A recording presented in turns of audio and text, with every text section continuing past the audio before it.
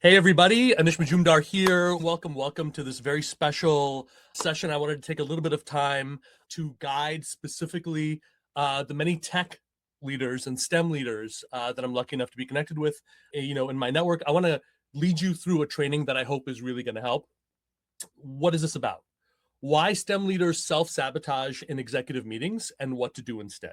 And I hope that this sort of like rips the band-aid off of arguably one of the biggest reasons why STEM leaders don't rise as high as they could in the organizations that they want to be a part of.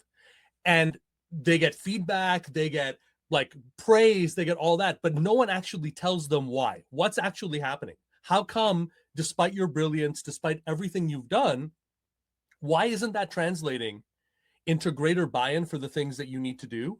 Why isn't that translating into better opportunities for your team members? And most importantly, of course, why isn't that also translating into faster promotions for you, faster comp? Why is there resistance now when you seem to be controlling all of the major avenues of performance, right? That's what gets people stuck, and that's what I want to focus this on, okay? So what happens, right? How does technical excellence get you in the room, but then all of a sudden stops magically carrying authority once decisions are on the line, specifically with people like the CEO, with boards, with other senior leaders? What's happening there? And the clarion bell, I just want you to sort of think about for a moment here, because I think this like goes to the heart of it, is I want you to think back to the last like high stakes meeting, the last negotiation, where for whatever reason you did the best that you could, but when you were walking out, you have that feeling, right? Like the doubt immediately comes out. Like, why? What happened there? I felt like I lost them. I felt like they were saying all the right things, but they just weren't taking me seriously. I could tell that. And it got worse the more I open my mouth to speak. What's happening, right? This is for you, okay? So STEM leaders, tech leaders, I want you to ask yourself if any of this applies, okay? Number one, are you great at solving confirmable problems? Are you like the person like me? I'm a dad to three kids, 12, 9, and 7. I'm the Indian tech guy, okay? So in our household, when things break down, right? When the Apple TV stops working, when this computer stops working, when we need to sign in and find that godforsaken password from 3 years ago, that's me. Maybe that's you as well, right? Especially professionally, you're amazing at getting ahead of problems, right? Amazing skill, right? Do you feel misread? Do you keep feeling, and this is something I hear a lot from the tech leaders I speak with and work with, Anish, I'm respected for being a doer. I'm respected for being an operator, but the strategic aspect of what I do and how I see it is fundamentally not being respected, right? Maybe people have said that you're over analytical. Maybe people have said that you're introverted, right? And they've said, hey, why don't you just like speak up more, right? Why don't you just project a greater degree of confidence? And you're like, what the hell does that even mean? I don't even know what that means. When you reach a high enough level, and I want you to start with this seed right now, okay?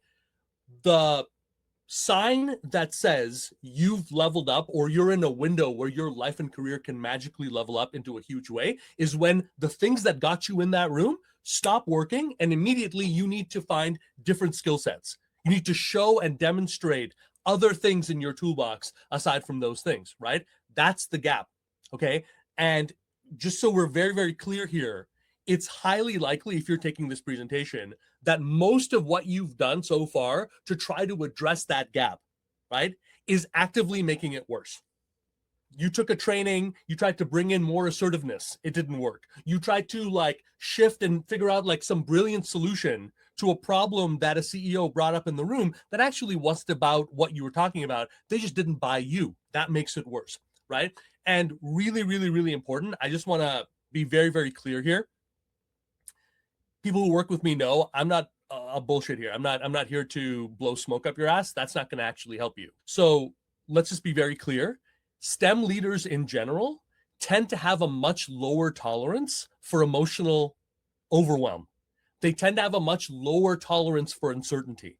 Those things tend to get their ire up because the way that their mind works is really geared towards solving those things, but not really riding that out, right? And so that emotional behavioral component oftentimes is lagging behind in a really, really effective STEM or technical leader. And that is playing a big role here right? In terms of what you're experiencing, okay? I want you to just join me here for a second, okay?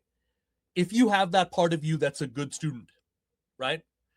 I was rewarded for that. Chances are you were as well, right? If you're in one of the big tech firms right now, boy, oh boy, you knew how to take assessments. Let's promise ourselves right here and now, let's put a bullet through the head of that person, because that person who we can call now at this level that we're at, not as a child, a people pleaser, obsequious, nice, even though you don't even know what you're being nice for, that person is not helping you. Okay. We need to allow that person to say, hey, you got me to a certain point. Let the adult in the room take over. Okay. And if you're taking this and you're taking time out, and listen, if you're a tech leader, chances are it's not like you're going after the session into chilling for the rest of the day. I got it. You've got more things on your plate than you can handle. And I'm not even talking about family and all the other stuff. So if you want to make this really a great use of your time, let's start there. Okay. Let's stop with the good student.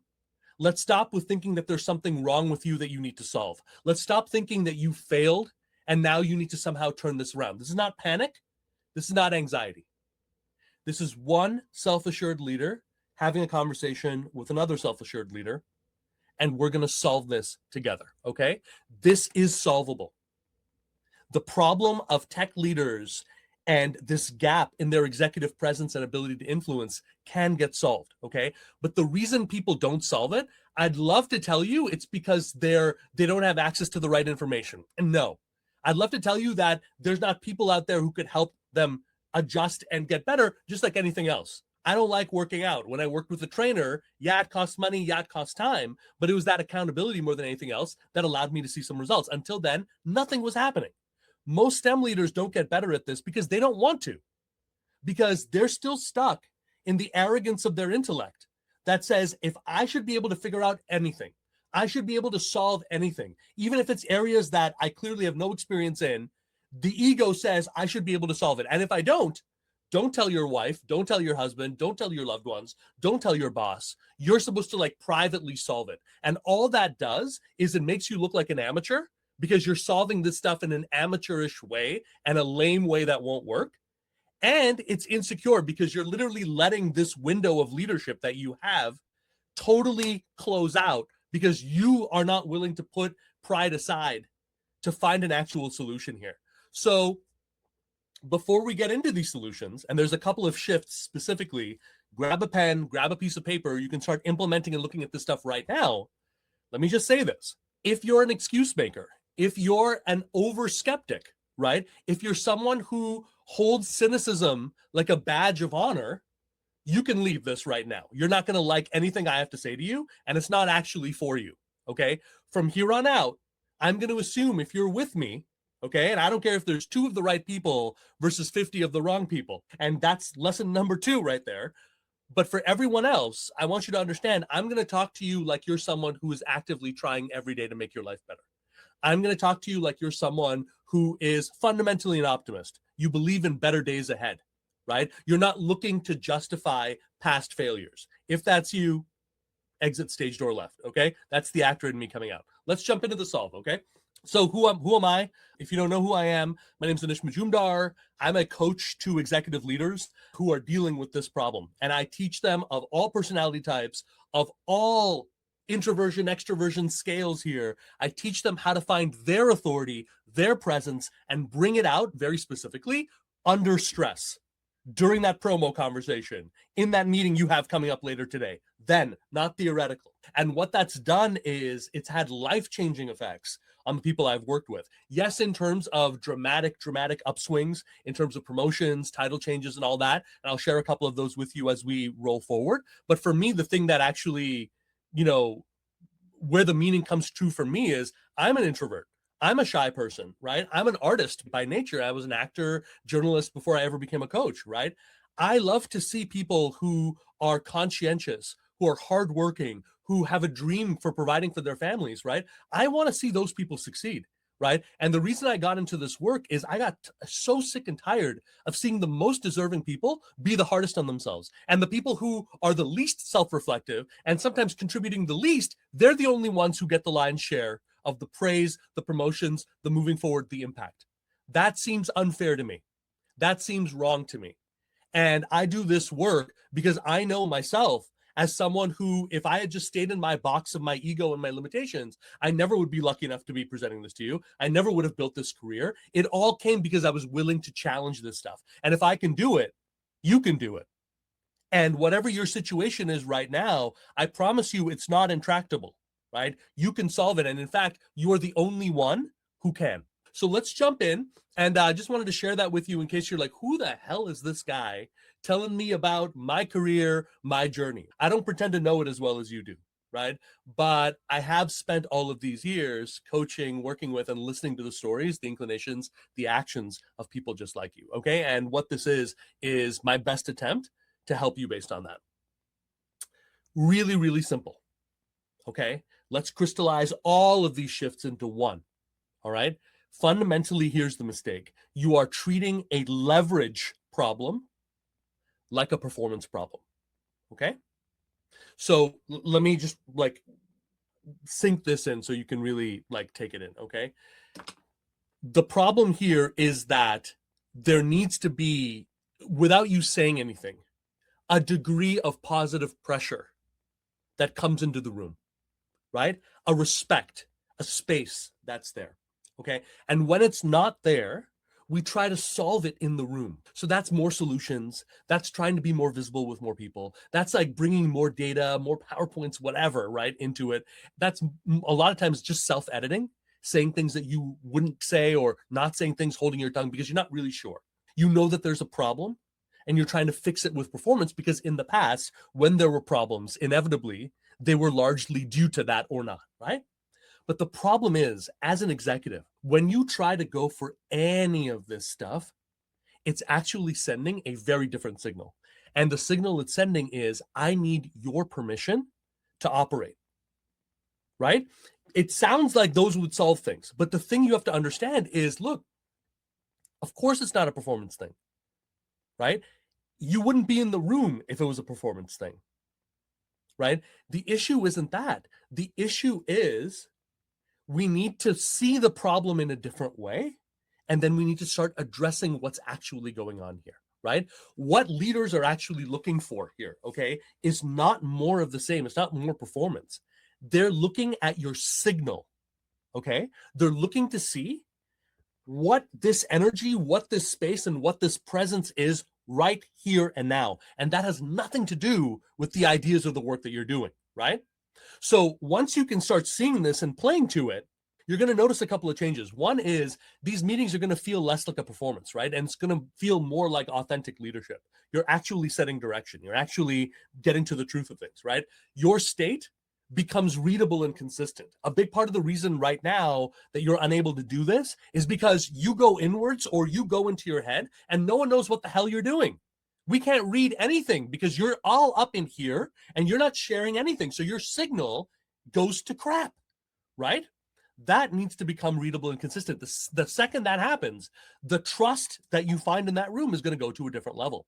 Meetings in general tend to get shorter, calmer, and decisive because you understand what's going on. You also understand your limitations. Hey, that's not my responsibility. That's when they need to come in or not, right? Your ideas need to stop, feeling like proof marathons in order to land.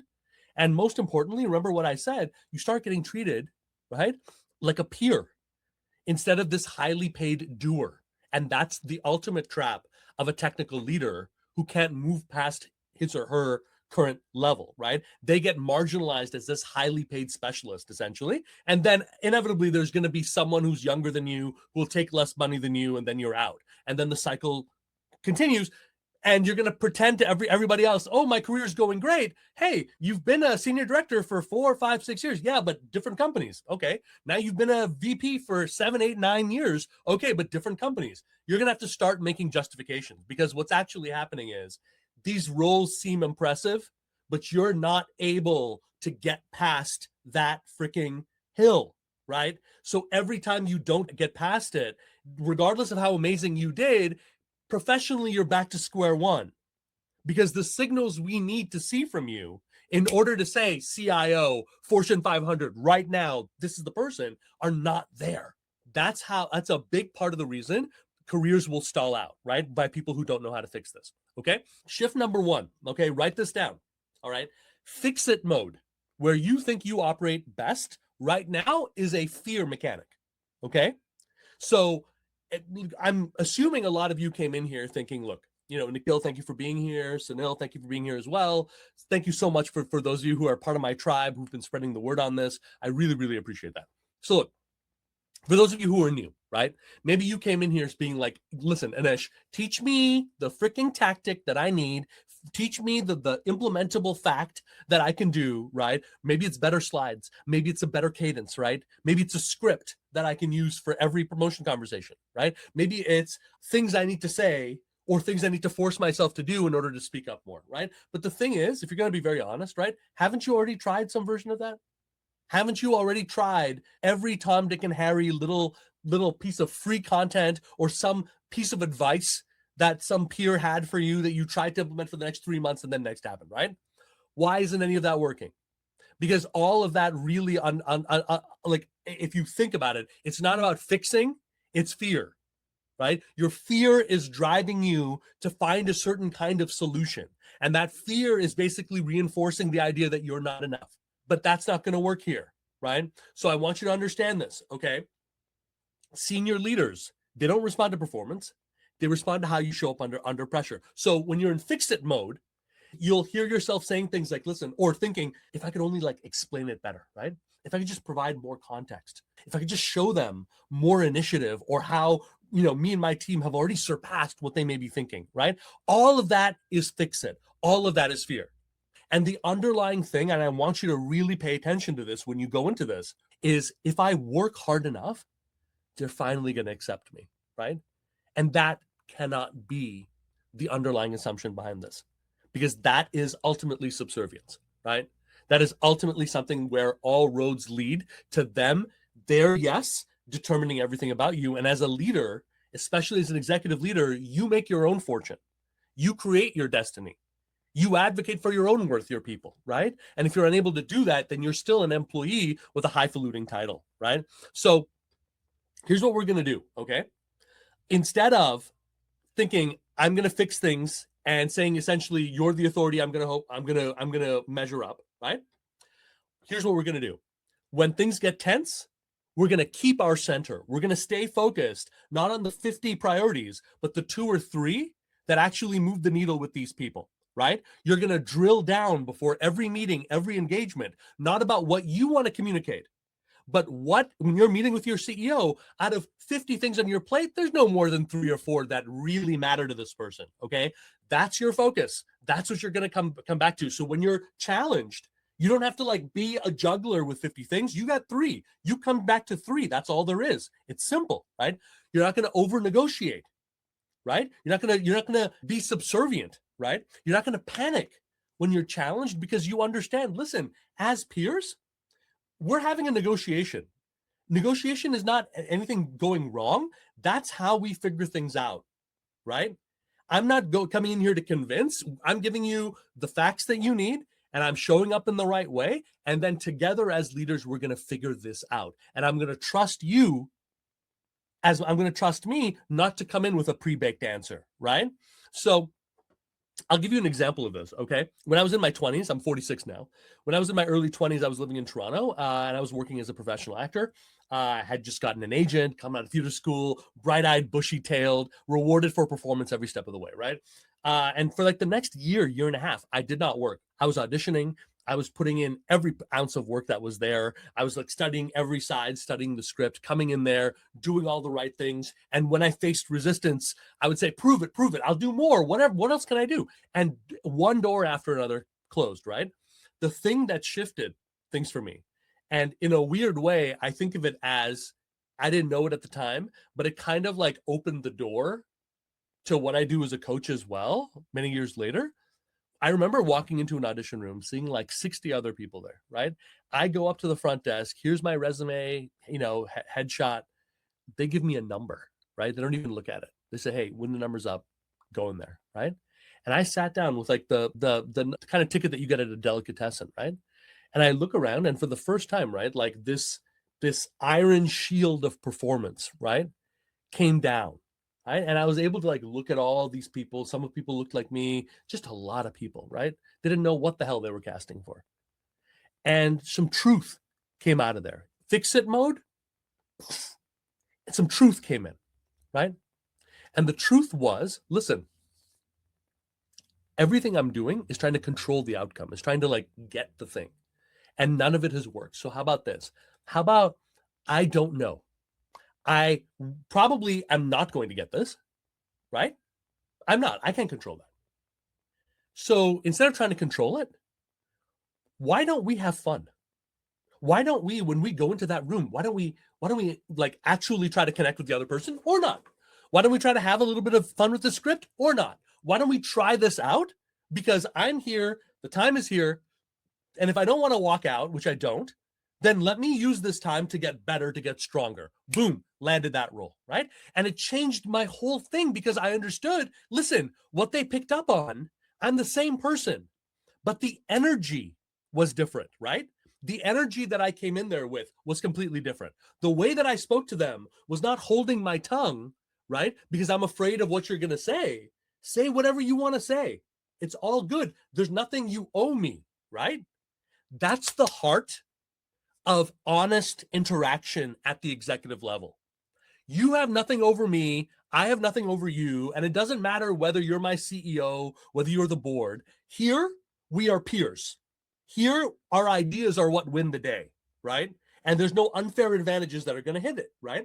That's the way I want you to think about, right? How can you get yourself into a place where instead of fix it mode, you're asking yourself, okay, here's the real goal, right? The real goal isn't to win it over. The real goal is to protect my people, to advocate for the accomplishments that we've had, to get clear on what the CEO wants in the next 2 or 3 things. I can look at those things. That's the goal.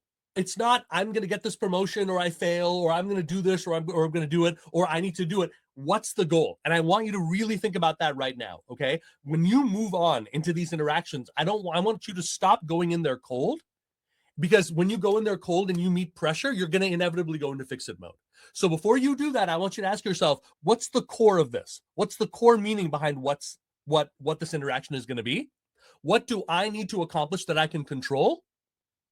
And what is outside of my control? Boom. That alone is going to give you a huge leg up in avoiding this critical problem. Okay. Number 2, executives evaluate your state first, then your content. Another way to say that would be in senior rooms, your nervous system walks in before your words do.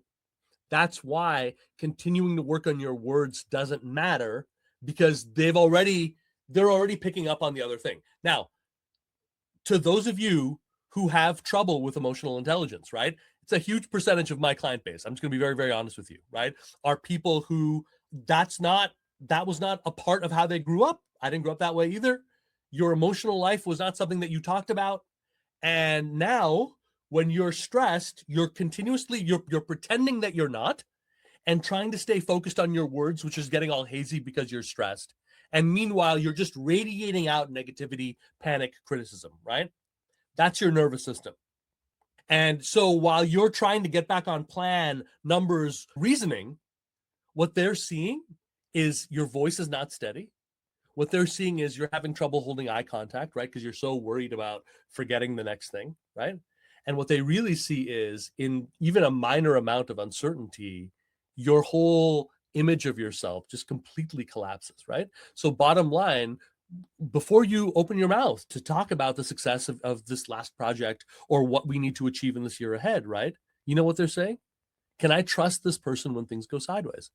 And energetically, no, you can't. So let's start here. How you feel going into that room matters. The emotional state that you have in how you engage with these people matters. How you're able to address like increasing amounts of pressure without overwhelming, shutting down, dictating, that matters. That's as important. Or if let me just be even more brutally honest, it's more important than your performance. Those things are more important because that's the vibe, that's the energy, and that determines, do we want to work with this person or do we want to use them up and throw them out on the street? Which is what an overvalued technical leader really is ultimately, a liability. use him or her up, and then throw them out on the street. And I see it over and over again. And these are good people. But again, they go into the next thing repressing themselves. Oh, I'm not going to talk about how I feel about how this job ended. I'm just going to keep it about performance. Okay, then you interview for that role or you have that crucial meeting and they see someone who's not over it. Whatever you say, the vibe is you're not over it, which means you're desperate, which means you have problems. And nobody wants those emotional problems. When you refuse to look at your emotional state, when you refuse to learn a way to control that nervous system and ideally have it like help you instead of hurting you, what ultimately comes out is the message that says, not only do you not care about that, your emotional state is my problem. Your nervous system and your failure in that is now my problem to deal with. And nobody in the C-suite wants that, okay? So here's what I want you to be aware of, okay? Under stress, okay? Talking faster, over-explaining, right? Hedging, justifying, going very much into convincing mode. All of that is, I'm not sure I can believe myself, so I need you to believe me, okay? And that's what you want to avoid, okay? You want to avoid going into situations where your nervous system is so revved up, is already in fight or flight mode, because all that's going to do is it's going to create more of the same. Okay. Matt was someone that I worked with recently. I couldn't believe this. You know, this is a classic example of a workaholic, very, very, very well praised. Hold on one second. Let me take some of this. Very well praised for his work and all of that, right? Could not care less about his nervous system, could not care less about his emotional state, basically holding this company's infrastructure together, right? His belief up until he could no longer maintain it was, hey, the ideas and the work will speak for themselves. Okay, so here's what happened. His exposure keeps rising, the stakes keep rising, right? He'd have these like critical weekly meetings, right? He'd get 2 to 3 hours of sleep on that Friday, right? Maybe 4 to 5 hours on Saturday, 3 to 4 on Sunday, and disrupted sleep every day after that, right? Until the next one. Obviously, his system here is dreading what's going on. It's in fight or flight. He's not dealing with it, right? He thinks, right, that the work is gonna speak for itself, but he notices the CEO relationship is cooling. As he's doing more success, it's cooling. There's less trust. There's more resistance. But what really changed it for him was realizing that when he was coming home, his daughters, who were very young at the time, they started responding to him differently. They started walking on eggshells. And that was the proof, not like his CEO, but in his family, with the people who know him best of all. Once he started that, he's like, oh, okay. So obviously I'm bringing this home, right? And if I'm making my daughters feel unsafe, it's a little crazy to think that I'm not, maybe that energy is not bleeding out into my work, right? And if I make the people I work with feel unsafe, right? Is it any wonder that there's going to be more resistance? So he focused on creating that safety in the room. A big part of what I teach and a big part of what you can control is what's called priming your presence. And that means doing the right work beforehand so that you attach to the relevant meaning, and emotionally, you find a new connection point and a new sort of compass going into that room. So one, you can control that initial first impression. You make that as conducive as possible, right? And that's what he started to do, right? He started to focus on the state instead of the content, right? So now all of a sudden, he's like spending time warming that room up, right? He's spending time to find that place of calm, right? Instead of going into that restricted place up here, right? Ideas started landing, right? Executive interactions, especially with the CEO, started to de-escalate and become more productive. And most importantly, the chaos stopped following him home. He knew that a change had happened because his daughters were like, "Hey, you're feeling looking pretty stressed out today, Dad." Like they started to feel comfortable talking about like how he is, and that's another really good sign that your state is becoming more conducive. It's becoming aligned with your goals. Okay, this is one of the biggest secrets of success, guys. Right? Once you can get this stuff in line instead of fighting with, you have an advantage over basically any competitor out there, right? It's just a question of how far you want to go down there, right? Without this shift taking place, you're going to find yourself continuing to work harder on the wrong problems, continue to be more strategic and have no idea what the hell they're talking about. I can certainly empathize with any frustration you might be feeling there, and feeling like you're presenting to people who aren't even present. That probably the hardest thing. I can't tell you what's more painful than sitting there pitching something or presenting something that you really care about, that you've put a lot of work into. And literally, as you're there, you see someone check their phone, you see someone zone out, and you're like, what the hell, man? It's not about my passion. It's not about my drive. They're just not getting it. And what am I doing wrong? That's the feeling that you want to try your best to neutralize. Will some people be jerks and some people will never get you? Of course, right? But when you do this work, you're going to find so many more people that are conducive, right, that are not. I'll tell you this right now, and I'm sorry if I'm shattering a myth. I hear people all the time say, listen, I can't succeed because my boss didn't get me. I can't succeed because the company culture wasn't right. That may very well be true. But I will tell you, like client by client, there have been so many people I've worked with who have achieved amazing things at work and their boss never got them. There have been people I've worked with who have and coached who have seen massive rise at their place of employment, and they never felt like they were like in line with the culture. They always felt like they were a misnomer. You know what I mean? A rogue agent, right? You don't need those things. It's good to have those things. But if you can control your executive presence and you can manage these controllables, you're going to find, I promise you this, way more bandwidth, way more operational room that you may be giving yourself credit for right now. Okay. So to sum that point up, presence is the message. Okay. The content is secondary to your presence. Your presence is the living embodiment of your ideas, who you are, what you can contribute. Okay. That's your leverage. That's your power. Okay. It begins there. Okay. So shift 3, we've been talking about a couple of things here, right? We've been talking about priming your presence. We've been talking about emotional regulation, right? When I work with people, right? And for those of you who are analytically minded, okay, here's the phrase for you, okay? Leadership presence is not a personality trait. It's not politics. It's not an accident. It is a system, okay? It can be learned. It can be deployed. It can be perfected and mastered, okay? And let me place a seed in your mind that will bring that truth to light. You've had days when this stuff hasn't been a problem, right? You've had days where it clicked, where the ice was broken, where you were the point of calm instead of uncertainty, where you were able to navigate that and bring us to a place of genuine agreement, genuine trust, right? Genuine moving forward. The problem is, that that's possible. You've probably felt that and how good that feels, right? Because that's really like the melding of your inside and out, right? It's this world replying and moving with the way that you genuinely are. And that's a beautiful thing, right? But now comes the challenge of saying, look, I can't rely on one time out of 100.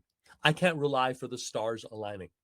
Now, that happy accident, I need to find a way for myself to tap into that now, so that if I have a call coming up right now in 30 seconds with a CEO, I'm able to prepare myself, get myself into that state, and control my presence so I can leverage my presence instead of have it be my saboteur. Okay. That's the goal. When I teach people, there's 5 elements here. Okay. And these are the elements you really want to be aware of. One is priming your presence. That's the pregame.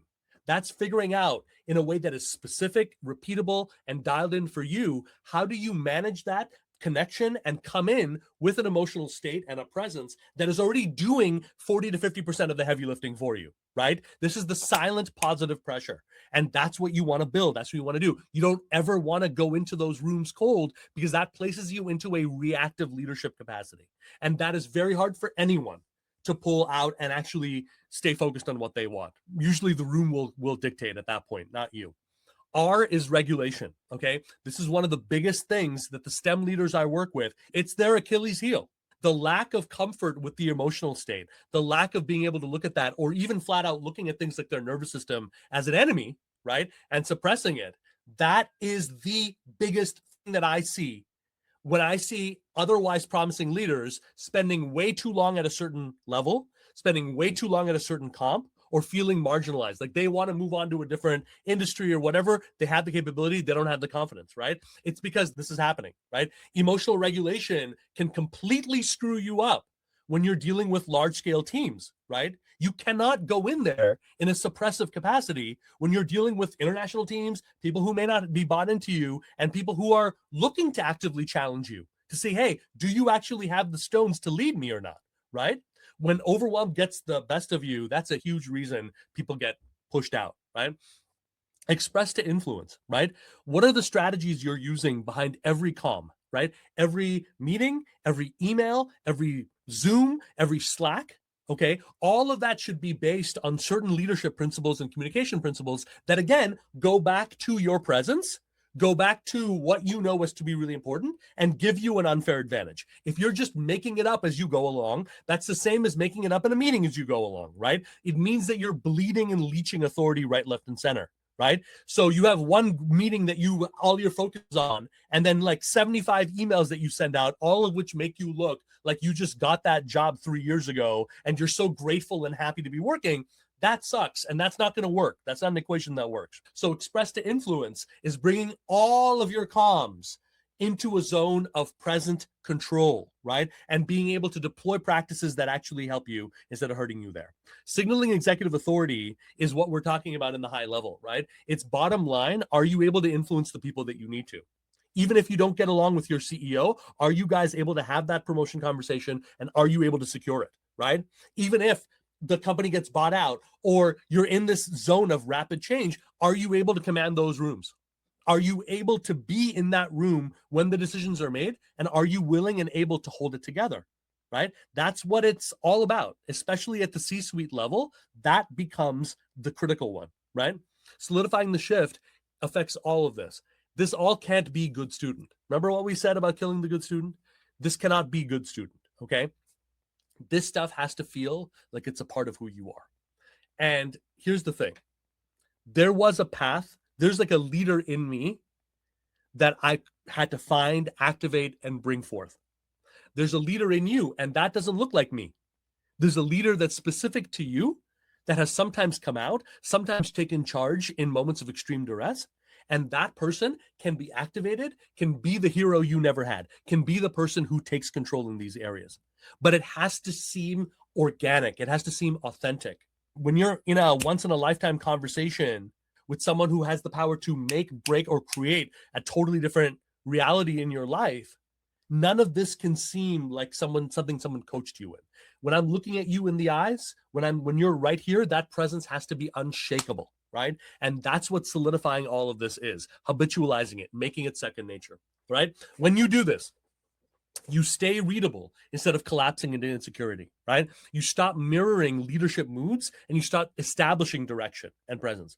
You make others feel safer and trust deepens. Right now, I doubt you're feeling safe even with yourself. So imagine if you're feeling that way, how do you think the people around you are feeling? You stop needing perfect conditions to be powerful. And that's really, really important, okay? If your aspirations are to go as high as you possibly can, it's to have like world-changing impact. You do not have the luxury of waiting on other people, other clients' timeframes, okay? And you cannot wait for perfect.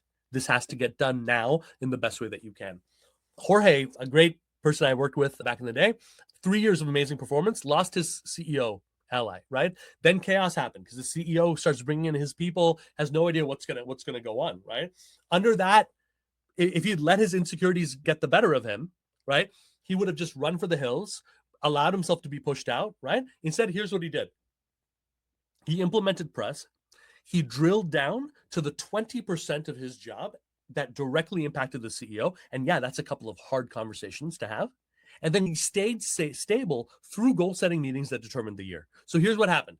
His innovation stabilized, okay? He became the reliable center while other people melted down.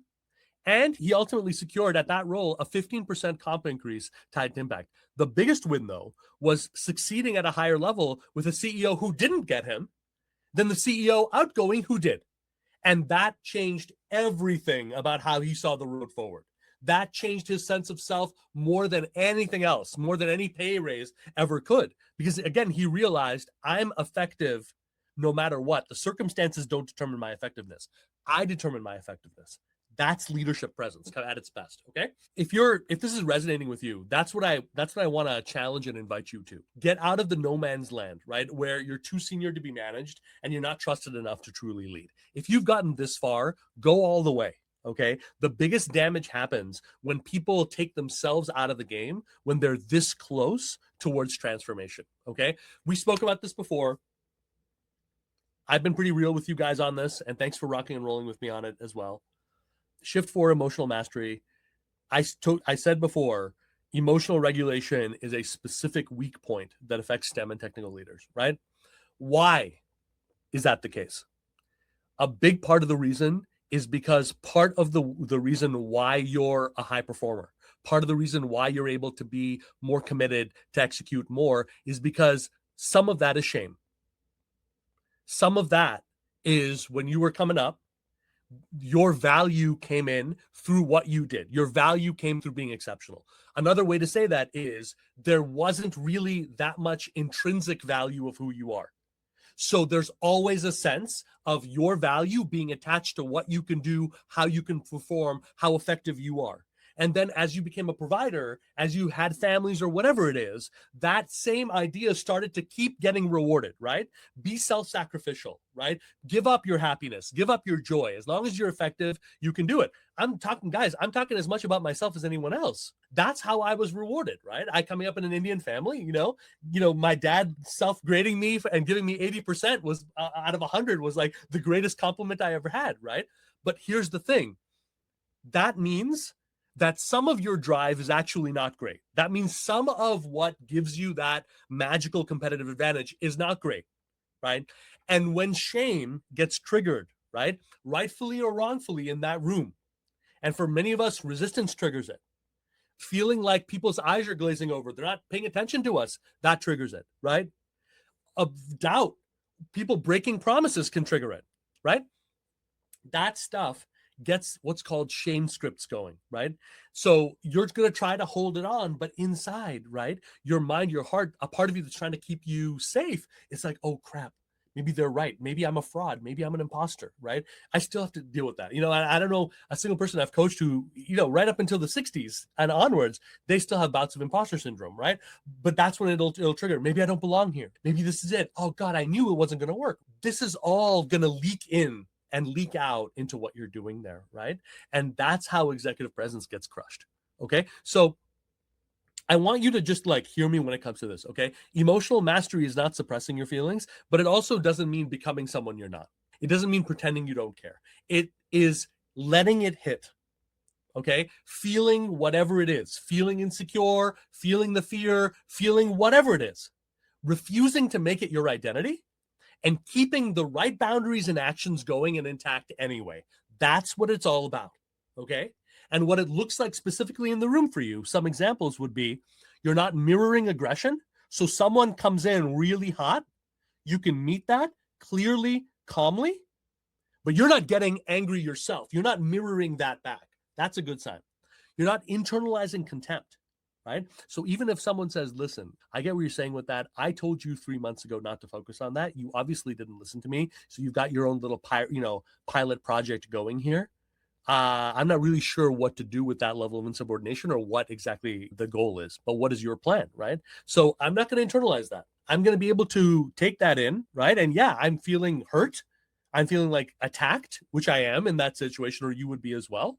But I also have the presence of mind to be able to observe and say, wow, look at how out of control this person is. This obviously has this has very little to do with me.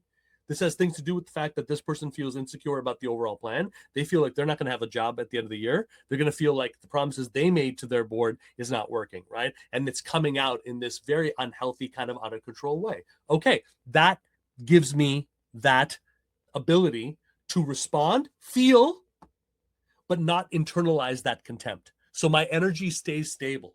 And that's a really important part of trust, okay? Ultimately, it's about not agreeing with their distorted story about you and also not agreeing with your distorted story about you that comes out during the hardest moments. It's about realizing that you are far more than that, right?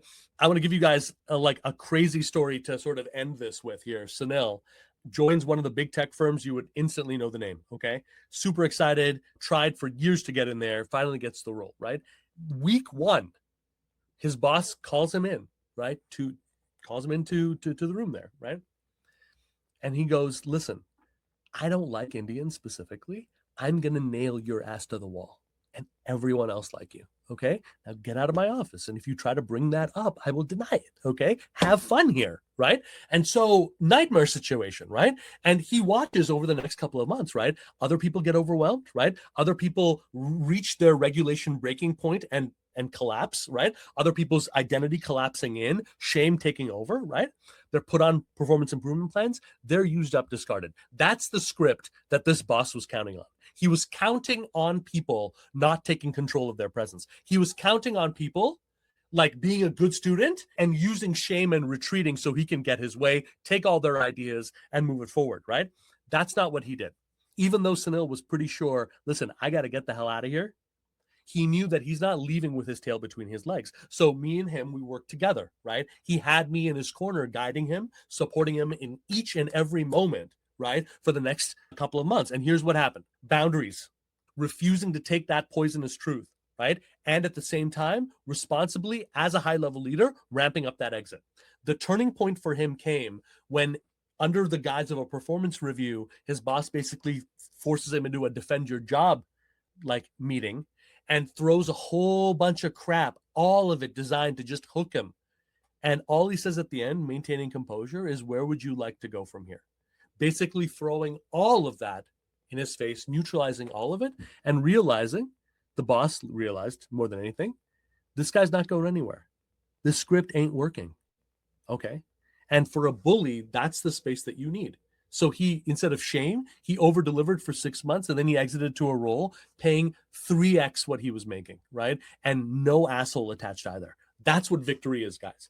That's what presence under pressure really looks like, okay? It's not about your good days. It's about how you manage those swings and swinging anyway. And I just want you to hear this, okay? There's no way for you to lead at the top. There's no way for you to get to where you're dreaming of if you're secretly agreeing in any way with your harshest critic. We all have that person, right? But the person who makes it here has done a better job of neutralizing that person, of not making them the dominant voice here, okay? So one last thing here. For those of you who are looking at this road ahead, this is resonating with you. This sounds like something that you want to discuss in a little bit more detail. If you're in this window here of leadership and you're looking to make some changes, I would strongly suggest keep moving in the direction of help. Don't do it on your own. Don't fall for the bullshit like knowledge materials out there that are written by people who don't understand the specific challenges you're dealing with. Okay.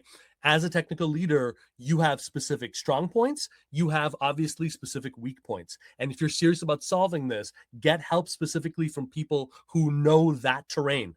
Okay. This is not one size fits all in any way, shape, or form. Right? Those tech leaders who choose to get help in this area, what you'll find is ways of decoding exec behavior in real time, direct feedback on how your presence lands, right? A practice space so you can start implementing this stuff before you go into the hot button room, and the shifting of the story to from I'm broken or there's something wrong with me or I'm an imposter to, hey, I'm upgrading my OS. That's all we're doing, okay?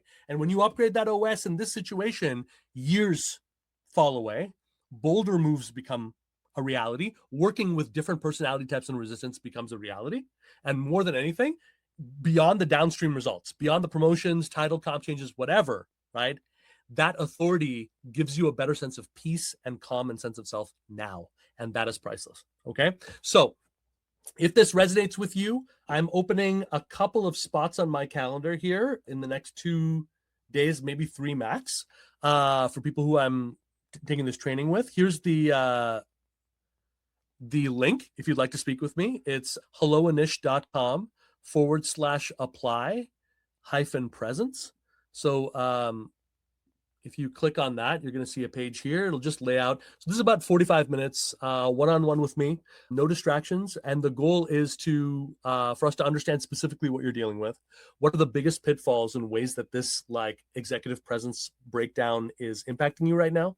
How's it coming out? And then what would be some of the immediate actions you can specifically look at right now to start stopping the bleeding and starting moving it forward. Okay. If there's a fit here, or if we talk and it looks like there's a fit for us to maybe look at it in a deeper way, or maybe even work together, I'm happy to give you the details for that. But the main goal for this, and this is why it's not for everyone, maybe just for a few people who are taking this right now. This is for people who right here and now, this week, you want to take these lessons and you want to start implementing them. Okay. If you're sick and tired of letting other people determine how far you go, and you're sick and tired of letting your ego and limitations essentially determine that future, this would be a really, really good thing to do. Okay. If the spots aren't there, it means they're gone. Okay. So helloanish.com/apply-presence is where you need to go for that. All right, guys. Great working with you on this, and talk to you guys on the next one.